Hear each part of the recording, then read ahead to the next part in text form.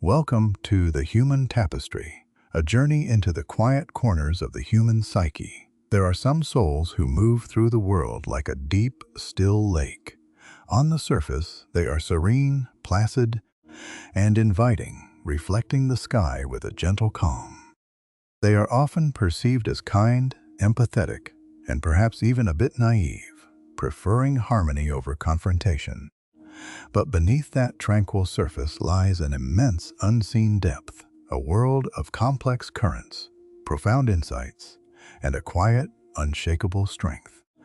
This is the world of the personality type, often called the advocate, or the INFJ. And while they rarely seek to cause ripples, they possess an extraordinary ability to perceive the truth beneath the bravado of others, especially when that bravado swells into a destructive ego. Today, we explore not an act of aggression, but an act of restoration. We will uncover the subtle, often unconscious, psychological dynamics that INFJs employ when faced with an ego that has grown toxic, manipulative, or harmful to those around it. This isn't about shattering for the sake of destruction, but about holding up a mirror so that truth can be seen. These are not loud battles fought with raised voices, but quiet, decisive maneuvers, executed with surgical precision and unnerving composure. Join us as we delve into the 6 powerful psychological currents that an INFJ can stir to bring an inflated ego back to the shores of reality. Our first exploration is into a tool that most people fear, but the INFJ has mastered: the eloquence of stillness. In a world that equates noise with importance, silence is often mistaken for weakness or submission. But for the INFJ, silence is a calibrated instrument. Imagine a high-stakes corporate meeting. A senior executive, known for his domineering personality, is holding court, his voice booming, dismissing ideas and interrupting junior colleagues. He thrives on the reaction, the debate, the friction. When he directs a condescending question to the quiet analyst in the corner, the INFJ, he expects a flustered defense. Instead, he is met with nothing. The INFJ simply holds his gaze, a steady, unblinking contact that isn't aggressive, but deeply present. The silence stretches from 1 second to 3 to 5. The air in the room becomes heavy.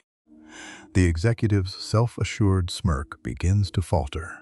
He has been given an empty stage, and suddenly, the sound of his own arrogance is the only thing echoing in the room. This silence is not passive. It is an active force. It creates a vacuum, compelling the ego to rush in and fill it, often exposing its own insecurities and desperation for control. The INFJ hasn't said a word, yet they have taken complete control of the emotional landscape, leaving the ego to wrestle with itself. The second tool is perhaps the most precise: the gentle scalpel of inquiry. INFJs possess an uncanny ability to see the motivations that hide behind people's words. They listen not just to what is said, but to what is desperately being left unsaid. When confronted with relentless bragging or self-aggrandizement, they will not challenge the facts. Instead, they will gently probe the feeling underneath. Consider a family gathering where one relative relentlessly boasts about a new luxury car, their promotion, and their exotic vacation, subtly belittling the simpler lives of others. The air is thick with resentment. An INFJ, sensing the collective discomfort, might wait for a pause and then ask with genuine, soft-spoken curiosity, "That all sounds absolutely incredible, and it's clear how hard you've worked for it. I'm just curious, with all of that success, have you found the sense of peace and fulfillment you were hoping for?" This question is a precision strike. It bypasses the ego's armor of accomplishments and targets the vulnerable human core. It's not an attack, but an invitation to self-reflect.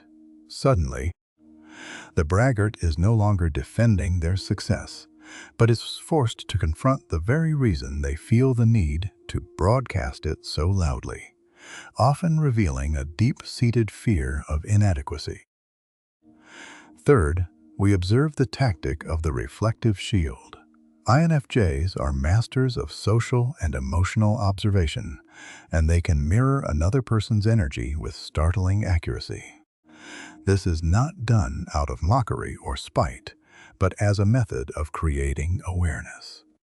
If they are dealing with someone who is consistently dismissive, who answers questions with condescending brevity, the INFJ may subtly adopt the same pattern. They won't be rude, but their responses will become more neutral, their tone more detached, their engagement more clinical. They become a perfect, clear mirror for the other person's behavior. Most people who rely on subtle forms of disrespect or arrogance are entirely unaware of how they come across. They are used to others reacting with frustration or hurt, which feeds their sense of control. But when their own energy is reflected back to them calmly and without malice, it's profoundly unsettling. It forces a moment of jarring self-awareness. They are, for the first time, experiencing themselves from the outside.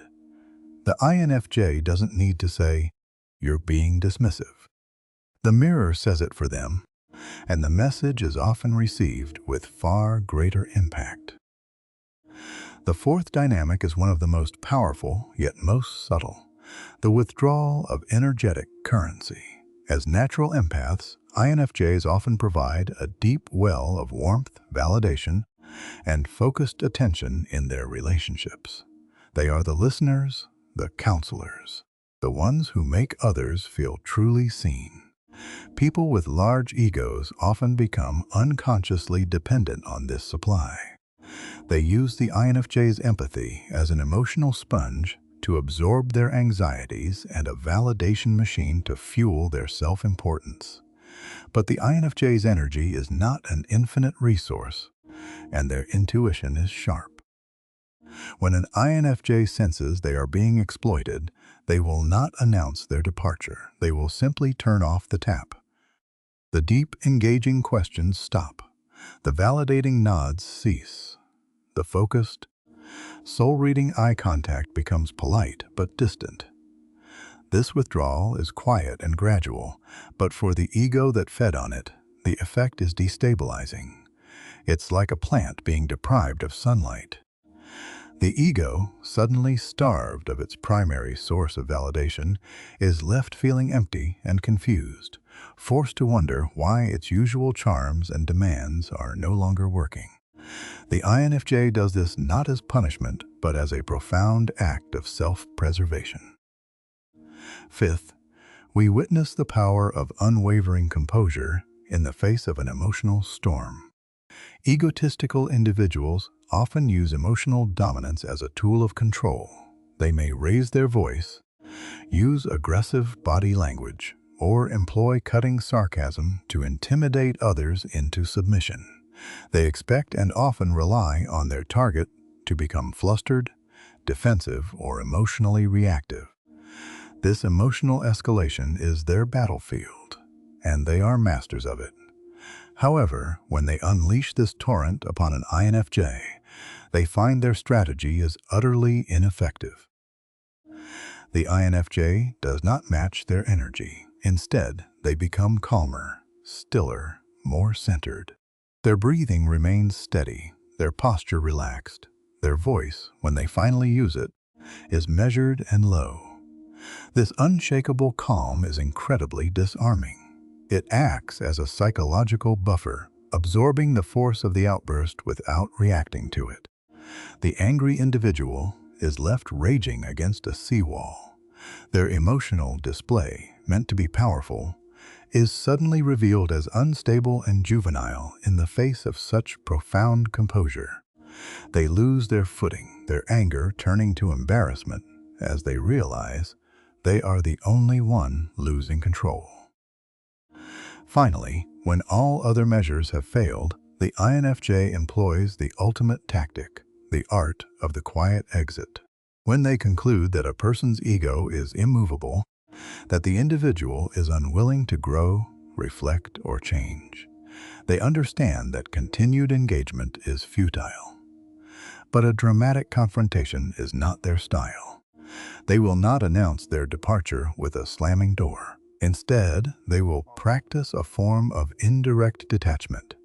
It is a slow, deliberate, and almost imperceptible fading away.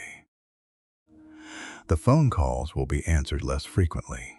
The response times to text messages will grow longer. Invitations will be politely declined with vague, unassailable excuses. The INFJ slowly removes themselves from the person's emotional orbit, disentangling their lives with the quiet grace of a setting sun.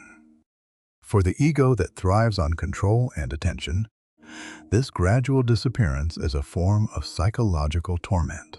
There is no fight to be had, no argument to win, no final scene for closure.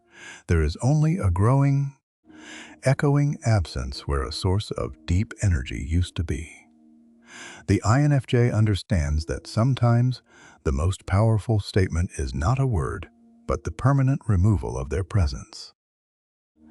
These 6 dynamics, from the weaponization of silence to the finality of a quiet exit, paint a picture of a personality type that is far from the passive bystander it is often assumed to be. The INFJ's power does not lie in overt force, but in a profound understanding of human nature. They are not warriors in the traditional sense. They are quiet architects of emotional truth. Their actions are not born of a desire to harm, but from a deep intrinsic need to protect their own inner peace and to restore balance to a social environment poisoned by a toxic ego. They see the insecurity behind the arrogance, the fear behind the aggression, and the loneliness behind the narcissism. Their tactics, while disarming and effective, are often a last resort, used only when their core values of authenticity, harmony, and mutual respect have been consistently violated.